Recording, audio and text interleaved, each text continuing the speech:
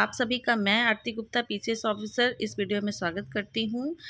आज के इस वीडियो में हम यूपी स्पेशल वाला पेपर यानी जीएस पेपर 6 को डिस्कस करेंगे। 2023 में लेटेस्ट ये पेपर पहली बार हुआ है, तो आइए देखते हैं कि किस पैटर्न पर आयोग ने पेपर पूछा था। जैसा कि आपको पता है कि पेपर में कुल 20 क्वेश्चन होते हैं। 10 क्वेश्चन 8 मार्कर होते हैं, शॉर्ट फॉर्म में लिखने होते हैं 125 शब्दों में, और 10 क्वेश्चन जो सेक्शन बी में होते हैं उनको 200 शब्दों में लिखना होता है और उनको 12 अंक निर्धारित होते हैं। तो सेक्शन 1 में पहला क्वेश्चन देखें। उत्तर प्रदेश की कृषि निर्यात नीति 2019 राज्य में कृषि निर्यात गतिविधियों को कैसे मजबूती प्रदान करती है? How does the Uttar Pradesh agriculture export policy strengthens the agriculture export activities in the state? तो जैसा कि मैंने बताया कि पॉलिसीज बहुत इंपॉर्टेंट है। इस बार कृषि निर्यात नीति आई थी, अगली बार हो सकता है एक्सपोर्ट पॉलिसी आ जाए, एमएसएमई पॉलिसी आ जाए, या कोई भी अन्य पॉलिसी आ सकती है। इसीलिए सारी पॉलिसीज को अच्छे से तैयार करें। क्वेश्चन नंबर 2, उत्तर प्रदेश रक्षा औद्योगिक कॉरिडोर की मुख्य विशेषताएं क्या हैं? What are the key features of the Uttar Pradesh defence industrial corridor? Corridor बहुत समय से इंपॉर्टेंट है, प्रीलिम्स में भी पूछा जा रहा है लगातार, और मेंस के लिए भी इंपॉर्टेंट है। क्वेश्चन नंबर 3, उत्तर प्रदेश में निचली गंगा नहर प्रणाली की मुख्य विशेषताएं और महत्व क्या हैं? What are the key features and significance of the lower Ganga canal system in Uttar Pradesh? सिंचाई व्यवस्था से जुड़े हुए प्रश्न लगातार इम्पॉर्टेंट हैं। जितनी भी हमारी कैनाल्स हैं वो सब आपको आनी चाहिए। उत्तर प्रदेश सरकार की एक जिला एक उत्पाद कार्यक्रम के अंतर्गत कौशल विकास योजना क्या है? What is the skill development scheme under one district one product programme of the government of the Uttar Pradesh? तो इस क्वेश्चन में ये ओडीओपी का क्वेश्चन ज़रूर है, लेकिन स्पेसिफिक होकर आपको ओडीओपी के अंदर जो स्किल डेवलपमेंट के इफर्ट्स हैं उसी को मेंशन करना होगा, तभी आपको मार्क्स मिलेंगे। अगर आप जनरल ओडीओपी को लेकर आंसर कर देंगे तो आपको मार्क्स नहीं मिलेंगे यहाँ पे। क्वेश्चन नंबर 5 देखें। उत्तर प्रदेश में दिव्यांगजनों के सशक्तिकरण और उनके कल्याण के लिए मुख्य योजनाएं क्या हैं? What are the major schemes for empowerment and welfare of Divyangjan in Uttar Pradesh? जैसा कि सोसाइटी के जो कमजोर सेक्शंस होते हैं उन पे लगातार क्वेश्चन आते हैं। इस बार दिव्यांगजनों पर क्वेश्चन आया, अगली बार महिला या बच्चे या बुजुर्ग या फिर LGBT community, SC ST community से क्वेश्चन आ सकता है। इसी तरह आपको पैटर्न समझना होगा और अपनी तैयारी को धार देनी होगी। क्वेश्चन नंबर 6 देखें। पूर्वांचल एक्सप्रेसवे परियोजना के मुख्य लाभ क्या हैं? What are the major benefits of the Purvanchal expressway project? Infrastructure अपने आप में एक इम्पॉर्टेंट सब्जेक्ट है, एक इम्पॉर्टेंट टॉपिक है, और इस बार पूर्वांचल एक्सप्रेसवे पूछा गया है। अगली बार हो सकता है कि बुंदेलखंड एक्सप्रेसवे पूछ लिया जाए।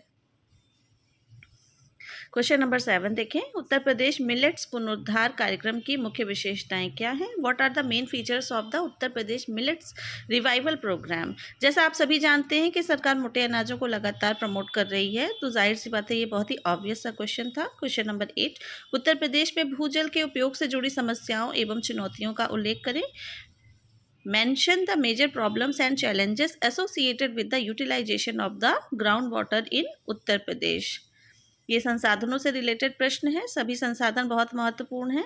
क्वेश्चन नंबर 9, प्लास्टिक अपशिष्ट प्रबंधन के संदर्भ में उत्तर प्रदेश सरकार के प्रमुख दिशा निर्देश क्या हैं? What are the major guidelines of the Uttar Pradesh government with reference to the plastic waste management? Question number 10, Uttar Pradesh सरकार का राज्य के स्थलीय पारिस्थितिकी तंत्र के संदर्भ में विजन प्लान 2030 क्या है? What is the vision plan 2030 of the Uttar Pradesh government with reference to the terrestrial ecosystem in the state? Section B देखें। सेक्शन बी यहाँ से आपके 12 मार्कर क्वेश्चन स्टार्ट होते हैं। क्वेश्चन नंबर 11, उत्तर प्रदेश में 2023-24 के बजट में बुनियादी ढांचे के सुधार के लिए क्या प्रावधान दिए गए हैं? What provisions have been made in the budget of the Uttar Pradesh for 2023-24 to improve its infrastructure? यहाँ पर आपको ध्यान देने की बात यह है कि आपको जो पूछा जाए उसी का आंसर लिखना है। यहाँ पर बजट शब्द ज़रूर लिखा हुआ है, लेकिन इंफ्रास्ट्रक्चर को ध्यान में रखकर आपको क्वेश्चन को आंसर करना है। अगर आप बजट से रिलेटेड कुछ और प्रावधान दे देंगे, कुछ अन्य स्कीम उसको ज़्यादा वेटेज दे देंगे, तो फिर आपको अच्छे अंक नहीं मिलेंगे यहाँ पर। क्वेश्चन नंबर 12 देखें। उत्तर प्रदेश सरकार ने राज्य में निवेश आकर्षित करने के लिए हाल ही में क्या पहल की है? What recent initiatives has government of the Uttar Pradesh undertaken to attract investment in the state. जैसा कि उत्तर प्रदेश सरकार लगातार इन्वेस्टमेंट को अट्रैक्ट करने के लिए बहुत सारे इनिशिएटिव्स ले रही है। अभी हाल ही में इन्वेस्टर्स समिट हुआ, फिर G20 की अध्यक्षता भारत कर रहा है। उत्तर प्रदेश में बहुत सारी इसकी मीटिंग्स हुई, तो उसी को ध्यान में रखते हुए इस क्वेश्चन का आंसर आपको लिखना था। क्वेश्चन नंबर 13, राज्य में सामाजिक वानिकी को बढ़ावा देने के लिए उत्तर प्रदेश सरकार द्वारा की गई प्रमुख पहल और रणनीतियाँ क्या हैं? What are the key initiatives and strategies undertaken by the government of the Uttar Pradesh to promote social forestry in the state? Question number 14 देखें, राज्य में बागवानी के विकास के लिए उत्तर प्रदेश सरकार द्वारा दी जाने वाली प्रमुख सुविधाओं पर चर्चा करें। Discuss the major facilities offered by the government of Uttar Pradesh for development of horticulture in the state. यहाँ पे आपने देखा कि एग्रीकल्चर और एलाइड सेक्टर से रिलेटेड लगातार क्वेश्चन आपको कई सारे देखने को मिले हैं एक ही पेपर में। क्वेश्चन नंबर 15 देखें, उत्तर प्रदेश में जैव ऊर्जा विकास के लिए वर्तमान पहलों और भविष्य की संभावनाओं का आलोचनात्मक विश्लेषण करें। Critically analyse the current initiatives and future prospects for bioenergy development in Uttar Pradesh. प्रश्न नंबर 16, उत्तर प्रदेश में मौसम पूर्वानुमान के संदर्भ में मौसम विज्ञान केंद्र लखनऊ के महत्व को रेखांकित करें। Outline the importance of meteorological centre Lucknow with reference to weather forecast in Uttar Pradesh. यहाँ पर एक ये बहुत ही स्पेसिफाइड क्वेश्चन था और स्पेसिफिकली आपको इसी के संदर्भ में ही आंसर लिखना होगा। आप नेचुरल डिजास्टर के संबंध में एक जनरलाइज्ड आंसर यहाँ पे नहीं लिख सकते हैं। क्वेश्चन नंबर 17, उत्तर प्रदेश में जलवायु परिवर्तन पर राज्य कार्य योजना में शामिल मिशनों का विवरण प्रस्तुत करें। Present an account of the missions included in the state action plan on climate change in Uttar Pradesh. Question number 18, उत्तर प्रदेश के तराई क्षेत्र के वन्यजीव अभयारण्यों के पारिस्थितिकी महत्व की व्याख्या करें। Explain the ecological importance of the wild life sanctuaries in the Terai region of the Uttar Pradesh.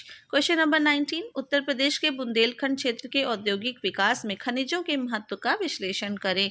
Analyse the importance of minerals in the industrial development of Bundelkhand region of Uttar Pradesh. जैसा कि मैंने बताया कि उत्तर प्रदेश के जितने भी हमारे जो रिसोर्सेज हैं वो बहुत ही इंपॉर्टेंट हैं। मिनरल रिसोर्सेज खास तौर से हर बार प्रीलिम्स मेंस में किसी न किसी रूप में पूछा जाता रहा है। क्वेश्चन नंबर 20 आखिरी क्वेश्चन है, उत्तर प्रदेश में विज्ञान एवं प्रौद्योगिकी परिषद के नवाचार प्रोत्साहन कार्यक्रमों के प्रमुख उद्देश्य एवं लक्ष्य समूह क्या है? What are the major objectives and target group in innovation promotion programmes of council of science and technology in Uttar Pradesh. तो यहाँ पर हमने क्वेश्चन का पैटर्न देखा, क्वेश्चन पेपर को समझने की कोशिश की। आई होप कि इससे आपको कुछ हेल्प मिलेगी। मिलते हैं फिर किसी अगले वीडियो में। Thanks for watching.